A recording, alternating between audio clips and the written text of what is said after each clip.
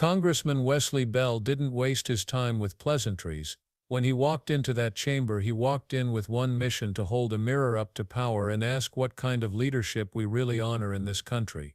And at the heart of it all was a number that made jaws drop: $45 million. Not for soldiers' housing, not for fixing the barracks that mold every summer and freeze every winter, not for hiring teachers so military kids don't fall behind. No, this staggering sum was set aside for a parade, a one-day show of spectacle while troops and their families struggle with the basics. That's why Bell's words cut like a knife. Leadership, he said, isn't measured by confetti. It's measured by commitment. Introduced a bill on the House floor a few days ago, a resolution standing against terror, racism, hate, anti-Semitism, which as an American, as a black man, I'm gonna stand against those things 6 times a week, twice on Sunday. Now, the nefarious part was there was a line that was stuck at the end of that resolution that essentially gave a shout out to law enforcement, which I do support, but also to ICE, which right now, a lot of Americans have a problem with the way ICE is being deployed. And I'm not happy with what they're doing, nor do I want to shout them out for that.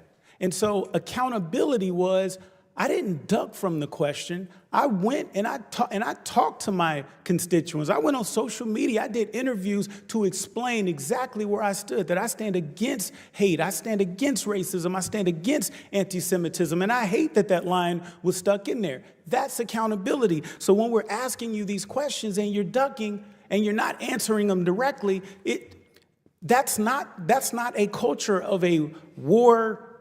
What was the term? A war ethos, a warrior ethos. I'm looking at members who serve, and they're taking their lead from you. That starts with you. And if we have troops who are in war zones and they're watching while they're risking their lives, and you can't just answer some tough questions, what kind of culture is that setting? So,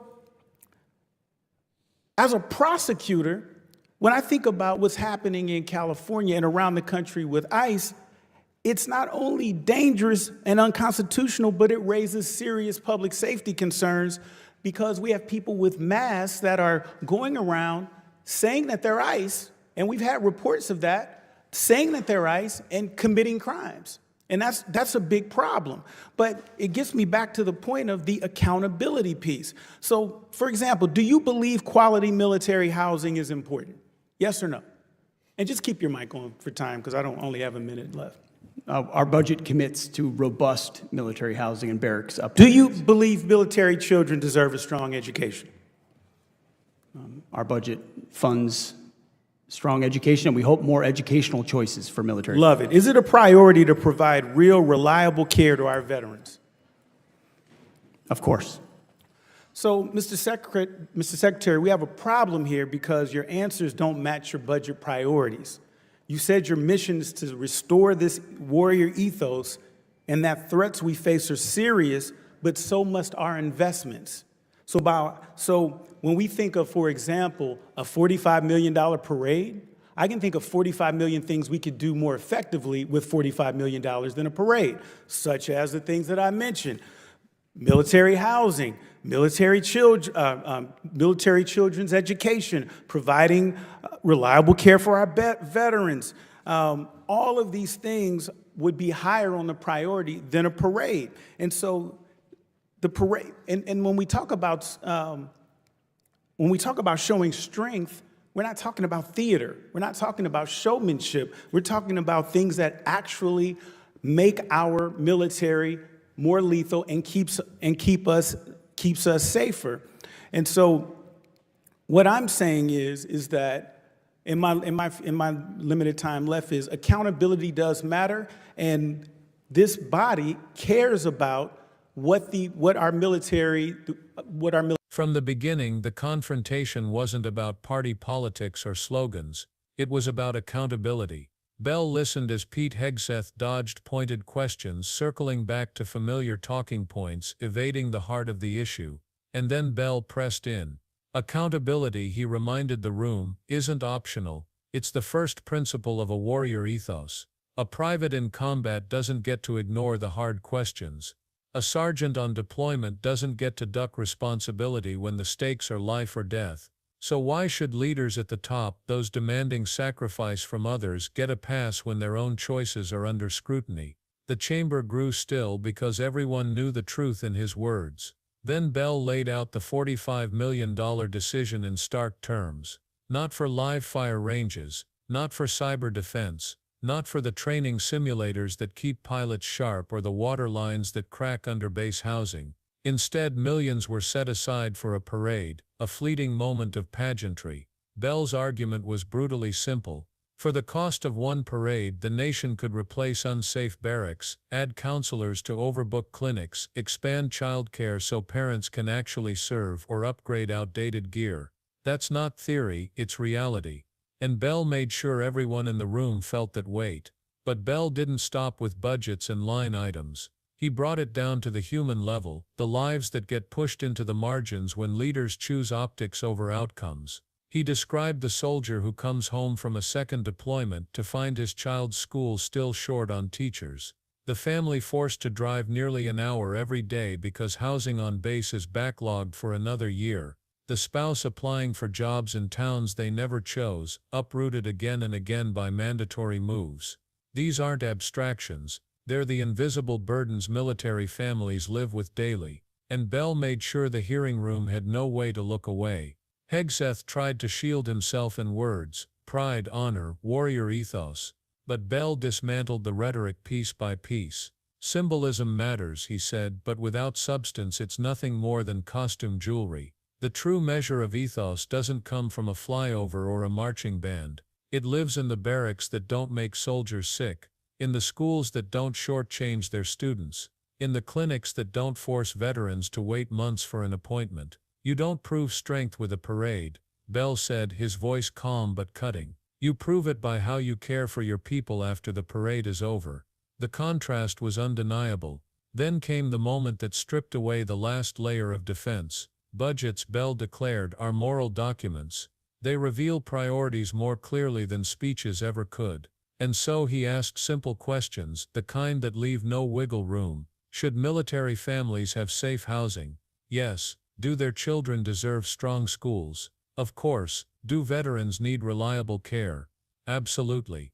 And then the dagger: if all of those answers are yes, then why does this budget rank a parade above them all? There was no clean way out, because numbers don't lie.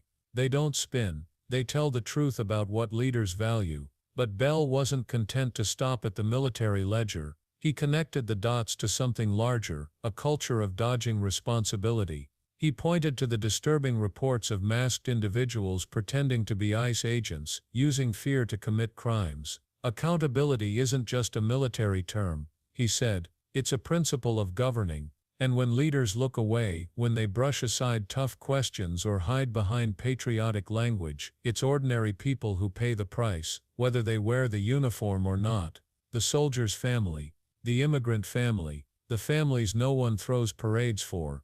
As Hegseth leaned on one last defense, that a parade would unite the nation, Bell delivered his sharpest rebuke. Unity, he said, isn't rented for a Saturday afternoon. It's built day by day in the choices we make. In stable housing, in dependable schedules, in reliable health care, in schools that don't lose teachers to burnout. If the military is a promise, Bell said, then the budget is the proof. And if that proof doesn't line up, then it's not unity, it's a facade. Soldiers can't dodge reality at mile marker 43 of a convoy. Families can't dodge reality when the rent comes due. So leaders shouldn't be allowed to dodge reality either, not with patriotic catchphrases, not with glossy press releases. As the final minutes approached, Bell asked the question that still echoes: what message do we want every young soldier, every petty officer, every Marine or airman to hear? That once a year we'll stage a parade in their honor? Or that every single day we will choose their well-being over political theater? The answer should be obvious, but it isn't easy, because it requires leaders to trade applause for accountability, spotlight moments for sustained commitments. Leadership, Bell concluded, isn't what you show on camera. It's what your people know they can rely on when the cameras are gone. He closed where he started, with values. A fresh coat of paint can cover a crack for a day, but only real investment prevents the collapse. A parade may stir pride for an evening, but genuine care builds strength that lasts. Budgets, Bell insisted, are promises, and broken promises don't disappear, they fall on someone else's shoulders. On the specialist living in unsafe housing, on the parent fighting for a childcare slot, on the veteran waiting months for an appointment. For them, the choice between parades and people isn't theoretical, it's lived every day. So Bell left the chamber with a challenge, not just for Hegseth, but for the country. If we truly care about security, about responsibility, about those who serve, then the path is clear. Choose people over pageantry, choose substance over spectacle, every time. And if that message resonates with you, if you believe budgets should reflect real values, not political optics, then share it. Start the conversation, because the next hearing won't be about confetti, it will be about whether this country is finally ready to fund the future that service members and their families deserve.